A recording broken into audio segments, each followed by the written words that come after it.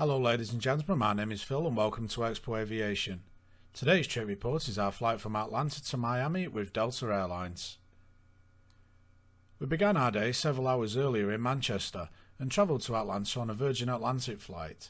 After our arrival at the international terminal in Atlanta and having passed rather quickly through customs, we made our way across the airport to the gate area ready for our flight on to Miami.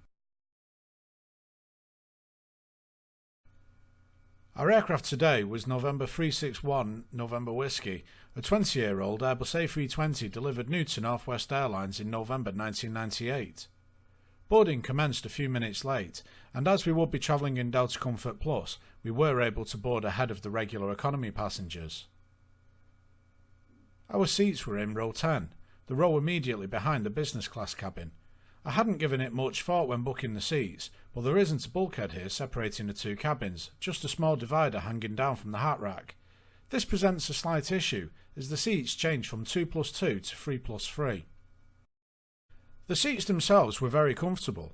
The legroom was excellent, however, because of the changing seat alignment, it meant that some of the floor space was taken up with support bars for the row ahead and the IFE equipment boxes. This isn't really an issue for someone sat in the window seat or the aisle seat, however, if you're in the middle, try and be aware of this. The window and aisle seats have seatback TV screens, however, the middle seat has its screen stowed in an armrest. This makes the seat a little narrower. Of course, these issues only affect the first row of Comfort Plus.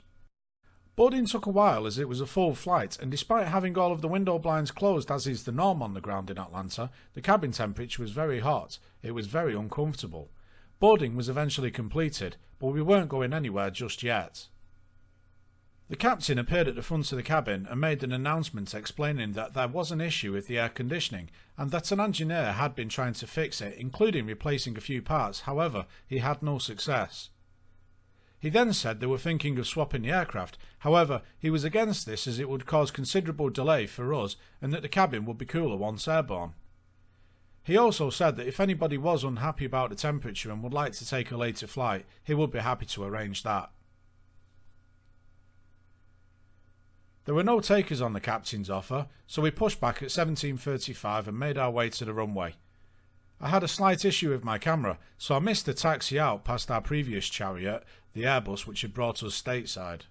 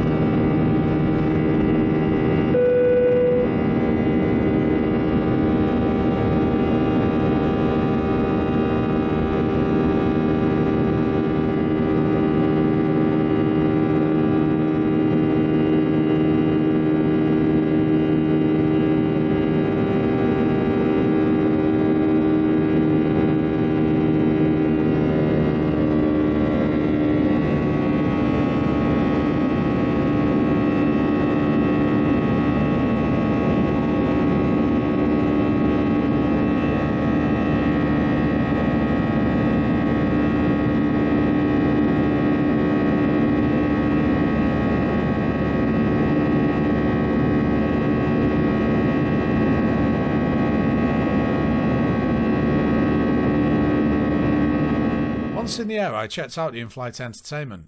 The TV screens are quite big. In fact, they seem a little larger than the ones from our transatlantic flight earlier on in the day. There was a great selection of movies and TV programmes. Enough to occupy yourself on a 16-hour flight, never mind a short hop down to Miami. The selection was vast and viewable by category. The 80s and 90s classic film selection was fantastic, heartbreakingly so though, as there was no way I had enough time to enjoy The Hunt for Red October or Top Gun. A new novelty for me coming from Europe is the opportunity to watch live TV. Everything seemed to be covered. There was CBS, NBC and Fox, as well as Cartoon Network, news channels, and the sports coverage was great too, with 2 ESPN channels and the NFL Network. There was a live game on too, the Atlanta Falcons versus the Miami Dolphins. I switched that off pretty quick to prevent any arguments. The flight information page was something else too. It covered the usual details such as ETA, flight time, distance, and had a moving map option, but one thing I've never seen before was that it displays the aircraft registration. It's a nice feature to have, certainly, but I still have to check it out on the fuselage myself before or after the flight. On the literature front, there was of course a safety card, a card detailing the Wi-Fi services available on board, and a menu for the drinks and snacks available on the flight. Delta's in-flight magazine was Sky Magazine, and this was your typical airline magazine with information about the airline, route network, terminal maps, interviews, articles, and opened with a welcome from the airline's CEO, Ed Bastian. You may notice that I haven't mentioned the in-flight service yet. There's a reason for that, and it's because there wasn't one. Shortly after takeoff, an announcement was made that the flight was too rough to provide one and that the crew were to remain seated. Having been crew for myself for several years, I do understand how it works, but the flight wasn't remotely rough. I've had drinks trolleys out in proper turbulence, but those were the good olden days, I guess. Either way, this was very disappointing considering that we'd paid for a product and were not getting it. What really rubbed salt in the wounds was around half an hour before landing, the crew did manage to serve business class passengers drinks and snacks. The rest of us were treated to a glass of water served from the crew down the back of the plane. Given it was still rather warm on board, it was very much appreciated, but it was hardly a cold beer. I have really mixed feelings about this flight. I've wanted to try Delta out for years. In fact, growing up my favourite ride at Disney World was the Delta Dream flight, and I would have tried them much sooner had my personal circumstances been different. When I finally had the chance to try them out last year, they axed their routes from Manchester and let Virgin take them over. The hard product was excellent. The seat was very comfortable.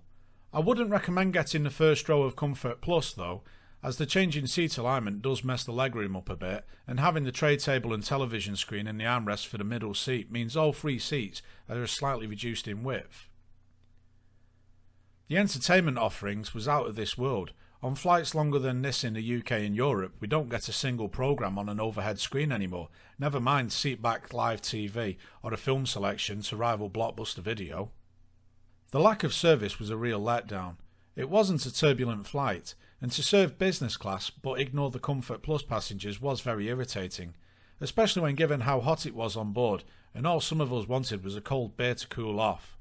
The crew were friendly though, from boarding right through to disembarkation.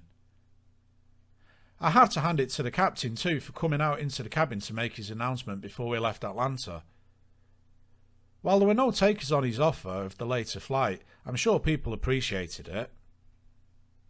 The seatbelt sign was briefly switched off for around 10 minutes to give people a chance to use the restrooms before we started our descent into Miami. We came in over the Everglades and to the south of downtown Miami, out over the Atlantic, and turned to come back in.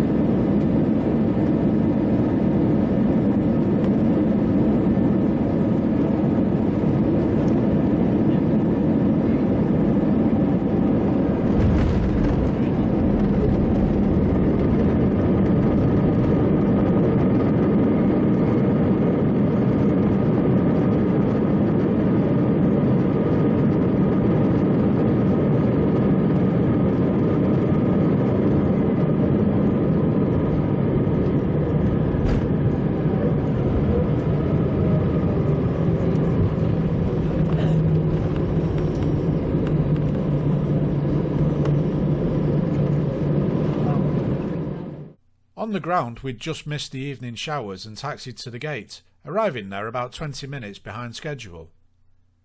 As it was a domestic flight, we could walk straight down to baggage claim and then grab a taxi to our hotel in Miami Beach, where this review ends. Our return trip involves a flight on a Delta MD-90 and a Virgin 747, so check back to see those or subscribe to catch them as they drop, and as always, thanks for watching.